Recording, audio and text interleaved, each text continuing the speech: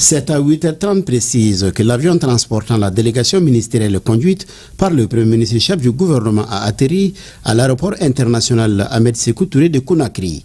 À son arrivée, le Premier ministre est accueilli par son homologue guinéen Amadou Ouriba et la communauté malienne vivant en Guinée. Le Premier ministre et son homologue guinéen ont eu un premier entretien à l'aéroport. Cap ensuite sur la primature où les deux personnalités ont eu une rencontre élargie consacrée aux enjeux régionaux, à la stabilité sous-régionale ainsi qu'aux perspectives de collaboration renforcées entre les deux pays. Après avoir transmis les salutations du président de la transition, le général d'armée Assimi Goïta au président et au peuple guinéen, le Premier ministre a révélé l'objet de sa mission sur instruction du chef de l'État. Sur la table, 8 dossiers en instance auprès des autorités guinéennes. Des dossiers qui concernent plusieurs secteurs du développement.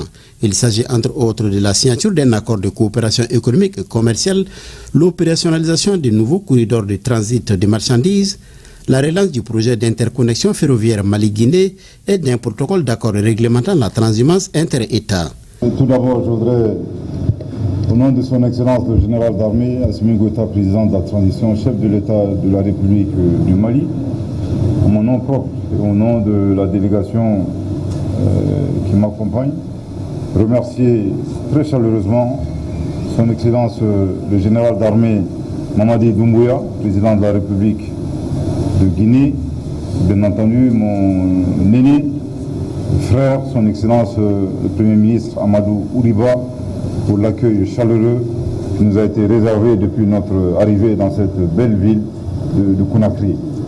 Et à l'issue de cette séance de travail, nous sommes très satisfaits par rapport aux réponses qui nous ont été données, réponses très pertinentes par son Excellence le Premier ministre Amadou Ouriba et les ministres de la partie guinéenne.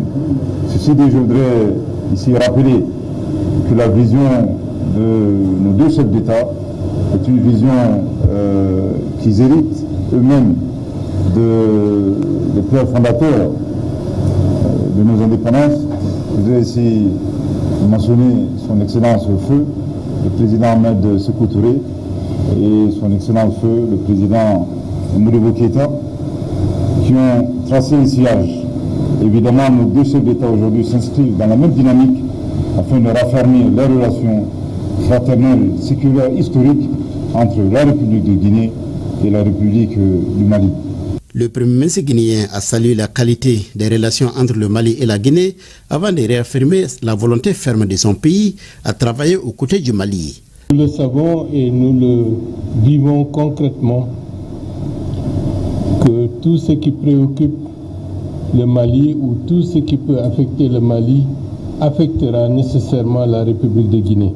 C'est la raison pour laquelle les visites, les rencontres, les discussions régulières pour faire le point sont nécessaires pour mieux assurer une coopération de plus en plus intense. Les deux présidences s'inscrivent dans la ligne logique des pères fondateurs, à savoir faire vivre un panafricanisme qui se renouvelle et qui revitalise les relations traditionnelles historiques entre nos deux peuples. À cet égard, la redynamisation de la coopération entre nos deux pays passera nécessairement par la réactualisation de certains projets structurels qui intéressent aussi bien le Mali que la Guinée.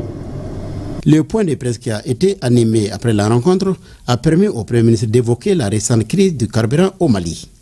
Et ce que vit le Mali aujourd'hui est un signal fort d'amélioration substantielle de la situation sécuritaire. Je voudrais rappeler qu'en 2012, le Mali avait perdu plus de 70% de son territoire grâce à l'action de groupes terroristes.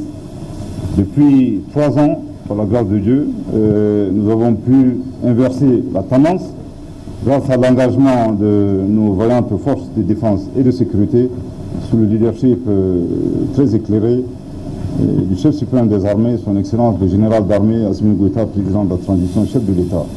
Je voudrais vraiment vous inviter à remettre la crise du carburant dans ses proportions réelles.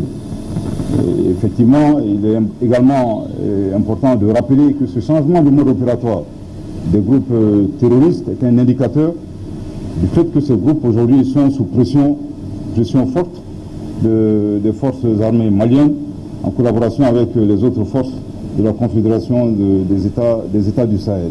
En tout cas, nous dénonçons avec force la guerre informationnelle, la propagande à laquelle le Mali a été victime. Je pense que nous avons suivi ici tous avec une profonde indignation des scénarios dignes de fiction, sur le fait que Bamako serait entouré. Je voudrais vous rassurer que Bamako n'a jamais été menacé par les groupes terroristes. Aujourd'hui, les groupes terroristes n'ont aucune capacité ni de menacer Bamako ni aucune autre région du Mali. Et malheureusement, dans cette guerre de désinformation, il y a certaines presses, il y a certains organes de presse qui se distinguent négativement. Et malheureusement, Radio France Internationale, qui est à la base de cette question, en fait partie. Le Premier ministre est accompagné dans cette mission par 4 membres du gouvernement, le ministre de la Défense et des anciens combattants, le ministre de l'Économie et des Finances, le ministre des Transports et des Infrastructures et enfin le ministre de l'Élevage et de la Pêche.